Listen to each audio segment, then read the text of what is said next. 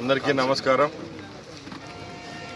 రేపు 29వ తేదీన మహానాడు చివరి రోజున భారీ బహిరంగ సభ కడప పట్టణంలో జరుగుతూ ఉంది. దానికి రాష్ట్రం నుంచి లక్షలాది మందిగా తెలుగుదేశం పార్టీ కార్యకర్తలు అభిమానులు ఇచ్చేస్తున్నారు. ముఖ్యంగా ఉమ్మడి కడప జిల్లాలో ఈ కార్యక్రమం ఏర్పాటు చేయడం, ఇక్కడ జరిపేదానికి ముఖ్యమంత్రి గారు అలాగే మా యువ నాయకులు లోకేష్ గారు ఒప్పుకోవడం వల్ల ఈ కార్యక్రమం మొట్టమొదటిగా కడపలో జరుగుతూ ఉంది.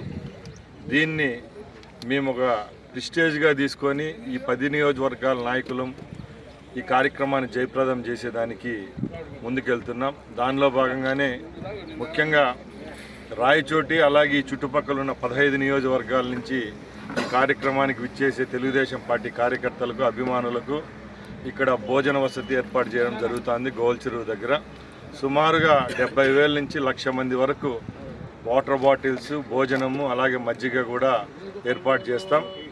ముఖ్యంగా ఈ కార్యక్రమాన్ని జయప్రదం చేయవలసిందిగా తెలుగుదేశం పార్టీ శ్రేణులకు ఇక్కడి నుంచి పిలుపునిస్తున్నాం.